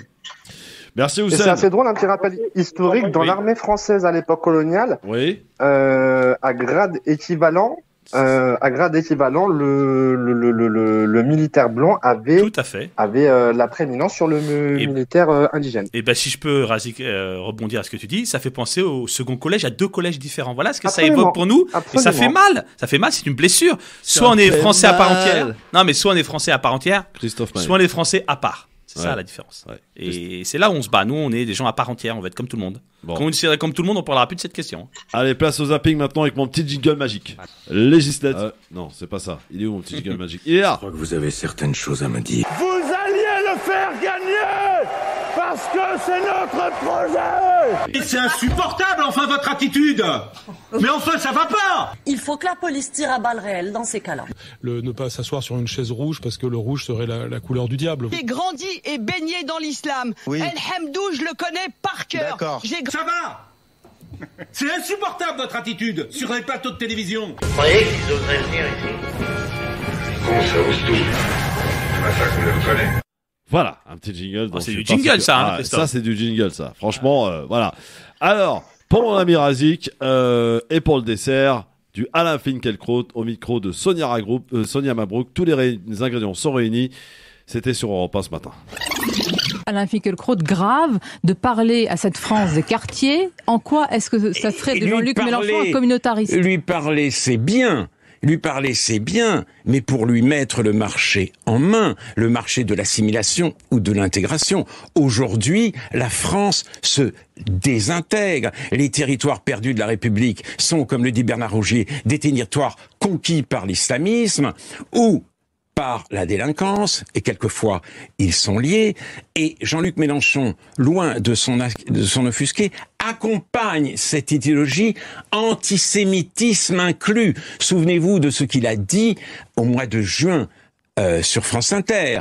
Voilà, on va nous fomenter un attentat à la veille des élections. Il y avait Mera, ça va recommencer. Nous aurons le petit personnage sorti du chapeau. Nous aurons l'événement gravissime qui va une fois de plus permettre de montrer du doigt les musulmans et d'inventer une guerre civile. Autrement dit, Mera tue à bout portant des enfants devant une école juive, mais tout ça a pour effet ou pour finalité de... Le disqualifie pour vous, Alain Finkielkraut. Il y a des millions de Français, millions qui ont donné leur voix à Jean-Luc Mélenchon. Ça aurait dû le disqualifier. Mais ce n'est pas le cas. Ça aurait dû le disqualifier aux yeux de la presse dite vigilante. Mais précisément, la vigilance est le nom dont s'affuble aujourd'hui l'aveuglement volontaire. Attendez, c'est important. On ne passe rien aux candidats dits d'extrême droite, on passe tout, de Poutine au clientélisme islamique à Jean-Luc Mélenchon. Attendez, pourquoi? Ça veut dire qu'on criminalise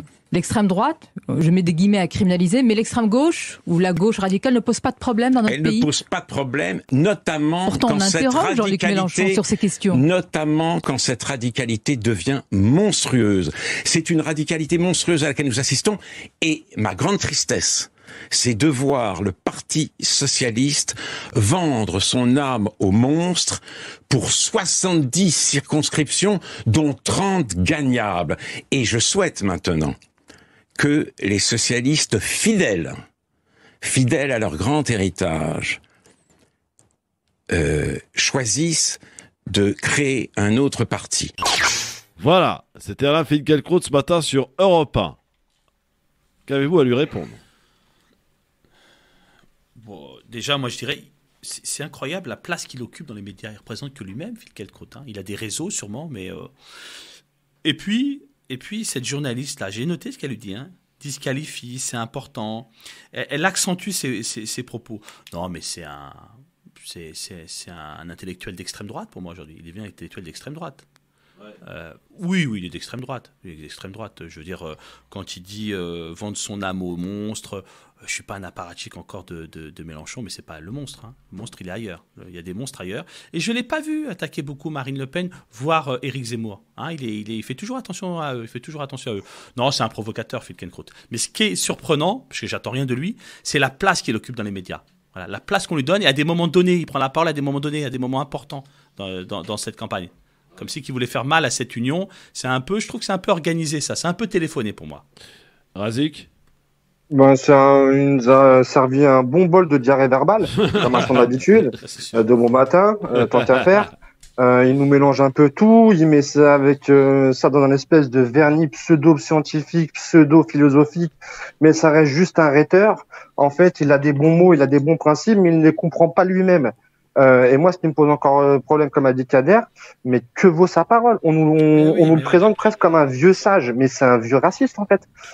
C'est quelqu'un dont les prises de position sont plus que limites, et plus on avance dans le temps, et plus elles dépassent la limite.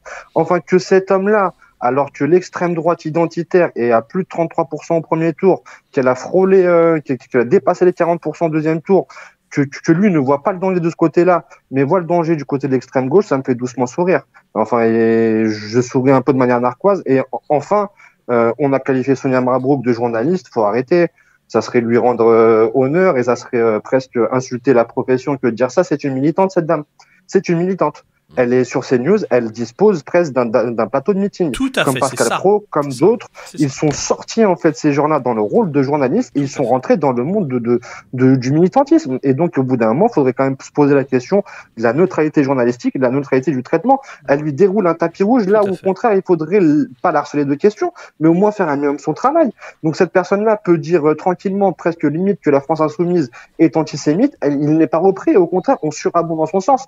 Donc, enfin, que ces gens-là ne prennent pas la mesure de l'époque dans laquelle on vit et nous montrent et nous montrent des pseudo menaces là où de la menace réelle est de plus en plus grandissante, ça fait doucement sourire tout le monde. Et encore heureux qu'aujourd'hui on est dans une ère où des nouvelles technologies de l'information ont permis justement de relativiser et de remettre à leur place, c'est-à-dire très peu de choses, ces personnes-là qui avant avaient la scène que pour eux.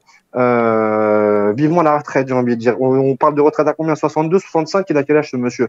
70 ans, qui nous fout la paix, qui prenne sa retraite, franchement. C'est insupportable, enfin, votre attitude! Voilà, il te répond, Pascal Praud, hein, voilà. Il est pas content. Il est très énervé, Pascal. Bah oui, quand même. Il travaille beaucoup, Pascal Praud. Il est sur RTS, sur CNews, il est partout. Il bosse. Dans un instant, il n'y a pas que Poutine qui a célébré la victoire contre le nazisme hier. Zelensky, sauf que lui, il était un peu tout seul. Le LGF sur France Maghreb 2. Merci d'être avec nous en direct avec Ismaël Boudjekada. Ça va, mon Ismaël? C'est mieux en direct quand même. Hein. Ouais, il y a plus d'ambiance. Ah ouais, il y a plus d'ambiance. Hein. Il y a des gens qui taquinent. Voilà. Gamal Abina et Tarek Sassi. C'est parti pour le zapping avec mon petit jingle dont je suis particulièrement fier. Je crois que vous avez certaines choses à me dire. Vous alliez le faire gagner parce que c'est notre projet. Et c'est insupportable, enfin, votre attitude. Mais enfin, ça va pas. Il faut que la police tire à balles réelles dans ces cas-là. Ne pas s'asseoir sur une chaise rouge parce que le rouge serait la couleur du diable. J'ai grandi et baigné dans l'islam. Oui. El Hamdou, je le connais par cœur. D'accord. Ça va. C'est insupportable, votre attitude sur les plateaux de télévision. Vous croyez qu'ils oseraient venir ici? Con, ça ose tout. C'est pas ça qu'on les reconnaît. Eh oui. Effectivement. Tout à fait. Magnifique jingle en tout cas. Alors, dans notre zapping, qu'est-ce que j'ai à vous proposer et à commenter? Un Laurent Fabius qui a eu beaucoup de mal, mais alors beaucoup de mal, lors de l'investiture d'Emmanuel Macron, à donner le nombre d'électeurs d'Emmanuel Macron. Écoutez plutôt, Fabius, je crois que ça devient dur pour lui. Le dimanche 24 avril 2022, au second tour de l'élection présidentielle, vous avez recueilli 18 millions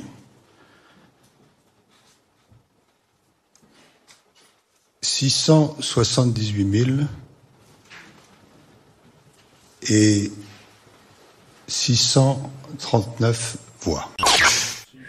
C'est dur, hein? C'est dur. C'est une honte. J'en suis sûr, il n'a pas compté le nombre de personnes qu'il a contaminées avec le sang contaminé. Ou le nombre d'euros qu'il a escroqué avec son fils. Il a été acquitté pour ça. Ouais, bien sûr. On acquitte facilement. Hein. Bah, acquitté, voilà. Même son fils, il est acquitté. Donc il a beaucoup de mal. Hein, elle est belle, la gauche. Hein. Laurent Fabius, il est fatigué, président du Conseil constitutionnel. C'est là où on y met les éléphants. Qu'est-ce que j'ai? J'ai un Emmanuel Macron pour qui tout est nouveau. Écoutez. Le peuple français n'a pas prolongé le mandat qui s'achève, commencé le 14 mai 2017. Ce peuple nouveau, différent d'il y a 5 ans, a confié à un président nouveau un mandat nouveau. Waouh, ça me rappelle Sarkozy. J'ai changé. Ah, Ismaël. Il change toujours. Ouais, non, mais franchement, c'est ridicule. On sait faire. Et d'ailleurs, ça a commencé très fort, puisque le lendemain de son élection, Bruno Le Maire nous parlait du 49.3 pour la réforme des retraites. Donc peut-être qu'il a changé, mais en pire. Ouais. Et je crains le pire, justement, pour ces 5 prochaines années. Alors, il y en a pour qui c'est aussi compliqué de répondre à des vraies questions, par exemple de service public, quand on est habitué à parler d'immigration, d'identité, pour une future élue peut-être au Rassemblement National, invitée sur France 3. Elle ne comprend pas du tout la question, elle demande même à ce qu'on coupe au montage, sauf que c'est en direct. C'est un peu politique là-dessus. C'est-à-dire, quelle est votre politique en matière de service public? Qu'est-ce que vous voulez au Rassemblement National? Quelle est votre position? Je rebondis sur ce qui vient d'être dit en face de vous. C'est pas une question piège. En fait, j'ai pas tellement compris la question. Marine Le Pen, quel service public elle veut aujourd'hui en France? Je suis désolée. Est-ce qu'on pourra couper cette partie? J'ai vraiment pas compris cette question. Alors, on peut pas couper parce que c'est pas possible. Je vous propose de continuer parce qu'on va parler. On sait pas ce que vont donner ces. C'est un peu dur quand même, hein. C'est dur, hein. Ouais. C'est hyper gênant. C'est hyper gênant, effectivement. C'est ça le fruit du piston en politique. Hein. Mais là, c'est pire que tout. On parle d'extrême droite qui est là pour nous éclairer, pour sauver le pays. Pour sauver le pays, des gens qui ne comprennent pas les questions, c'est chaud. Hein. Alors, Christophe Castaner interrogé sur France Info sur un nom qui a circulé parmi les investitures de La République En Marche, ou plutôt, de Renaissance. Une certaine Zineb Arazoui, éclaircissement, et il est très clair, Christophe Castaner. On parlait tout à l'heure des investitures qui pouvaient poser question, des investitures de la majorité. Un autre cas, celui de Zineb El Razoui, qui est pressentie elle aussi pour les Français de l'étranger. Elle est connue pour ses positions en faveur de la laïcité, mais aussi pour sa proximité avec des figures d'extrême droite, comme le youtubeur Papacito, et quelques dérapages aussi quand elle a expliqué par exemple sur CNews en 2019 que les policiers devaient tirer à balles réelles contre des émeutiers en Yvelines.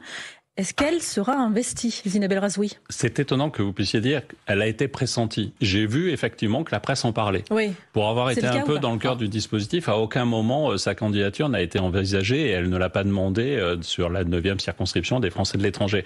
Alors vous savez, je ne voudrais pas commenter ce que les journalistes pressentent. Je voudrais commenter la réalité. La réalité, c'est que Zineb El Razoui n'est pas candidate aux élections législatives. Et qu'elle ne le sera pas. Donc sous vos couleurs, pour être parfaitement clair.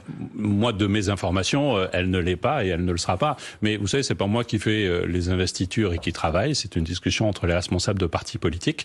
Mais ça n'est pas un sujet d'actualité.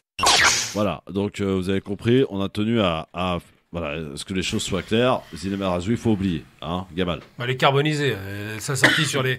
Il y a plus de 3 sorties qu'elle a faites qui étaient quand même balèzes. Ça sorti sur les gens qu'on doit tuer dans les banlieues à balles réelles. Modèle américain, elle trouvait ça génial. Ensuite, cette affaire avec Charlie Hebdo, elle n'était pas très claire. On ne savait pas très bien s'il était dedans, pas dans le journal et tout. Et puis surtout, c'est pas ça. Le Papacito, je veux dire, c'est quand même le mec qui a mis en scène la possibilité de tuer des gens d'extrême gauche, quoi, de la France insoumise. Donc c'est beaucoup de. En vérité, il dit qu'il ne savait pas qu'elle était investie ou pas. Il sait parfaitement que ça fait des mois qu'elle court après Macron, qu'elle réclame un poste, qu'elle fait du cirage de pompe parce qu'aujourd'hui elle est atomisée. Et j'ai envie de dire une chose qui va peut-être surprendre tout le monde. Il y a beaucoup de critiques sur Macron et je les comprends. Il a fait un truc, Macron, en 5 ans de mandature que jamais aucun politique n'avait fait avant. Il a effacé toute opposition radicale en face de lui, qu'elle soit du côté maghrébine, le CRI, le CCIF, les indigènes indirectement, tous ont été éliminés. Et il a effacé toute l'opposition d'extrême droite non républicaine, comme on l'a vu avec les identitaires, comme on voit avec des excités comme Razaoui, qui a été effacé, il ne faut pas l'oublier. Macron a fait le balayage pour calmer un peu le jeu. Donc à part Zemmour qui est resté dans la course, tout le reste a disparu. Dans un instant, et pour terminer notre zapping, direction la Tunisie, où il y a une manifestation de soutien à Kais Saïed hier.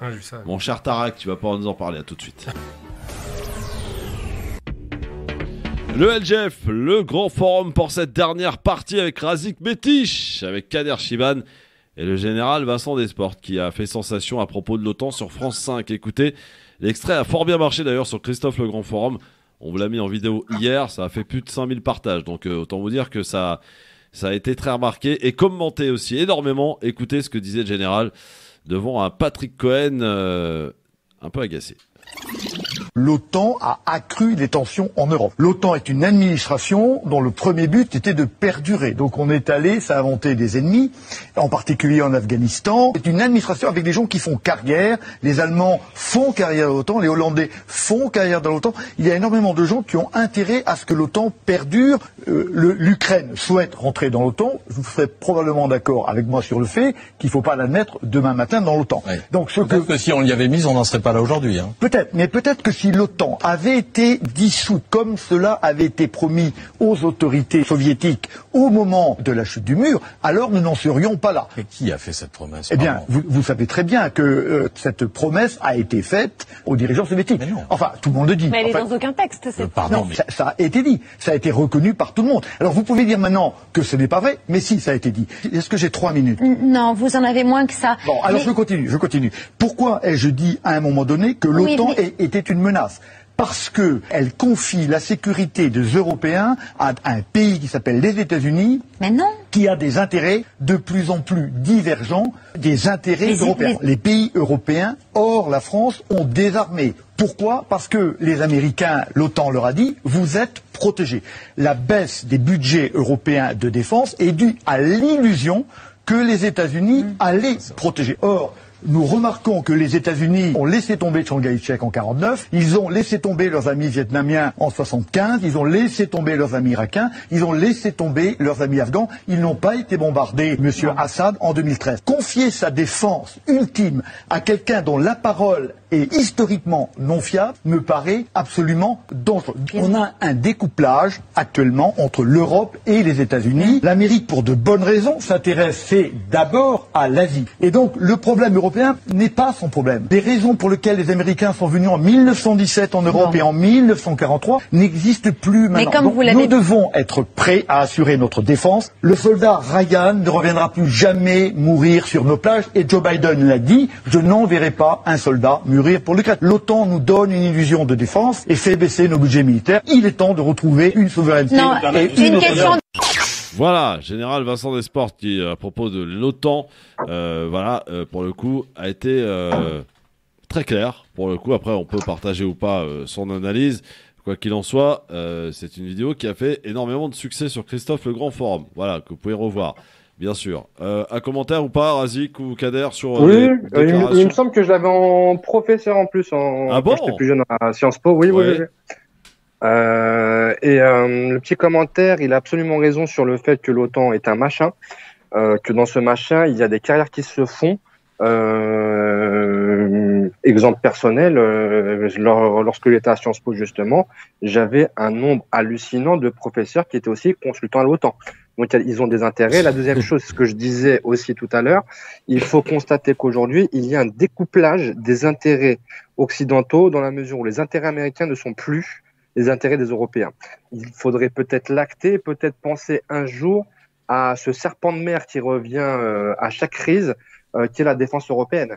Est-ce qu'on doit encore en 2022 être tributaire des États-Unis d'Amérique, de leur président et de leurs humeurs pour pouvoir défendre l'Europe? Je ne crois pas. Donc peut-être qu'il faudra ressortir ce serpent de mer qui est l'Europe de la défense et y penser peut-être un jour. Bon, allez, on passe au quiz. Nadège, en direct. Parce que je veux pas de problème, moi. Je veux pas qu'on soit accusé d'être Gassama, tu vois. La VAR, tout ça. En direct sur le Gassama de France-Maghreb. T'as peur d'être le Gassama de France-Maghreb? Oui. Christophe Le Grand Forum en direct live avec Kader Chiban qui est en plateau, vous le voyez. Mais Razik Metich, il est pas là, il est en train de préparer son ragoût, lui, tranquille, à la maison. C'est parti pour le quiz. Le quiz. Oui, parce qu'il cuisine, Razik. Eh oui. D'ailleurs, je tiens à dire à toutes ces femmes qui disent oui, les hommes ne nous aident pas, etc. Les meilleurs cuisiniers sont des hommes. Hein. Je tiens à vous le dire. Et j'ai aussi beaucoup de mal avec cette appellation, les hommes ne nous aident pas, mais parce qu'il y a écrit quelque part dans un contrat que le foyer c'était la charge de la femme. Oui, ou l'inverse d'ailleurs. Oui. Ou l'inverse. Oui, ou l'inverse, totalement. Mais alors, bon, comme dans la réalité, c'est plus c'est pas. C'est ça. Première question. Question histoire. Et Nadège, tu peux jouer avec nous. Quel roi monte sur le trône en 1774? Louis XVI. Louis XVI est une bonne réponse de Razik Metich. Il sera exécuté le 21 janvier 1793. Très bien. Quel joueur du Paris Saint-Germain a été aperçu à Madrid? Mbappé. Alors ça a enflammé la presse madrilène, qui a même dit, lui souhaitant la bienvenue, Mbappé a déclaré que sa décision n'était toujours pas prise. Voilà. Il est venu à Madrid pour son jour de repos. Tiens. Il est venu avec Hakimi, son grand copain. Tiens. Ouais, Hakimi, oui. Ah oui, Hakimi. L'excellent Hakimi. Troisième question. Qui est nommé Premier ministre de la France en 1988? Rocard. Bonne réponse. Michel Rocard. Bravo Kader. 2-1 pour Razik. Il faut que je sois au niveau de Razik quand même, parce qu'il va vite Razik. Quatrième question. Quelle compagnie aérienne, touchée récemment d'ailleurs par des pénuries de personnel, qui ont d'ailleurs conduit à l'annulation d'une centaine de vols, a annoncé supprimer des sièges de ses avions? Ryanair. Non. Je l'ai pas. La Lufthansa. Non. EasyJet. EasyJet est une bonne réponse, Kader. Ce qui nous ramène à 2 partout. EasyJet qui va supprimer des sièges de ses avions. Hallucinant l'histoire. Cinquième question, attention. Quelle commémoration est instaurée les 10 mai par Jacques Chirac en 2006? Abolition de l'esclavage. Abolition de l'esclavage, je pense. Abolition de l'esclavage est une bonne réponse. C'est aujourd'hui la fête, c'est hier. C'est ça, c'est hier. C'est l'Europe hier, ouais. Voilà. Et 10 mai, c'est Jacques Chirac qui a mis ça en place, évidemment en 2006. Avantage de Kader Chiman. Attention, 6ème question. Quelle personnalité européenne était en visite surprise à Odessa en Ukraine? Charles Michel, bravo, évidemment. Une visite qui a été un peu perturbée et il a même dû s'abriter à cause de frappes de missiles. Charles Michel, qui est, je le rappelle, le président du Conseil européen. Attention, tu vas se jouer là-dessus, sur cette dernière question. Je cherche un footballeur international français, né à Neuilly-sur-Marne en 1974. Pires? Non. Pires, non. 74, c'est pas... Il a joué à Lyon. Dorasso? Non. Govou, Sidney Govou? Ce n'est pas Sidney pas loin, Govou. 74. Coupé? Ce n'est pas Grégory Coupé. Il a joué à Lyon. Oui. C'est tout qu'à Lyon? Ouais, enfin, il n'a pas fait une énorme carrière non plus, quoi. Il a joué en équipe Domenech? de France. Non, il est trop jeune, 74. 1974. Un mec qui a 40 ans aujourd'hui, un peu plus, ouais. Carrière, Eric Carrière? Non. Il joue à Nantes, lui, hein. Il a joué à Lyon. J'espère qu'il a joué à Lyon. Il a joué à Lyon. J'espère que je me plante pas, mais oui. Ah oui, parce que là, t'as des bons. Au foot, t'as des bons, là. T'as Razik et moi, je t'assure que 74. C'est pas Marley? C'est pas Marley? C'est pas Marley. Il a joué un peu à Auxerre, à Lyon. 74, je cherche un peu ces générations-là. Dorasso, non. Juninho? Non, mais il est pas là. Non, il est pas en France. Alors, je vous donne le prénom. Sylvain. Wiltor. Bonne réponse. Ah merde, c'est Wiltor 74. Bonne réponse de notre ami Kader Chiman. C'est un demi-point, ouais. Quoi, demi-point? Ouais, demi-point, je pense. Ah non, Sylvain Wiltor, bon anniversaire. Je demande la VAR, je demande la VAR. Il n'y a pas de VAR, la VAR c'est moi ici. Mais oui, il a joué à l'équipe de France, c'est vrai. Razik Métiche, oui, il a joué à Lyon, on est d'accord. Il a à Lyon, t'aurais dû nous dire Arsenal. Arsenal. T'aurais dû nous dire Bordeaux. Oui, bah voilà. C'est vrai qu'il a joué à Bordeaux, Arsenal, bravo, Arsenal, il était bon. Je me souviens même pas qu'il avait joué à Lyon. Peu de temps. Il a été remarqué quand même à Lyon, Sylvain Wilton. Non, mais tu sais, il est connu à Bordeaux. Et Razik, ça veut lui parler parce qu'il a joué avec Ben Arbia. C'était un tandem très très fort. Et il a joué à Arsenal avec Thierry Henry, avec Vieira. Il a joué de la Brie à Arsenal. Ouais, voilà. Et avec Pires. Voilà, bravo Kader, en tout cas, pour ce quiz. Demain, on est de retour, les amis, avec Philippe Bouriaki, avec la mère du Coudray Monceau et Audrey Pronosti. Et jeudi, grosse émission. On a été hier voir la série sur Osekin qui sort demain sur Disney+. On a vu les 2 premiers épisodes. Je peux vous dire que c'est incroyablement bien fait. Franchement, c'est magique, c'est extraordinaire. Et on sera avec le grand frère de Malik Osekin, Ben Ammar, qui sera avec nous jeudi dans le LGF sur France Maghreb 2. Et ben on t'écoutera. Et avec Rachid Bellak aussi, qui est un des photographes officiels du Festival de Cannes. Il est algérien. Il sera avec nous ce jeudi aussi entre 16h et 18h. Merci mon Razik. Merci à vous. Merci Razik, toujours un plaisir. Kader, merci. Et bonne soirée à tous. Merci Nadège. À bientôt. Bonne soirée Nadège. Bon courage à toi Razik. Tu vas faire des briques ce soir Nadège. Et bon ragoût. Pas du tout, tu vas faire quoi alors? Salut. Quoi, je sais pas. Des pâtes. Des pâtes à la tunisienne. Voilà. Bonne soirée à tous. Restez avec nous dans un instant. Medjahed sur France Maghreb 2.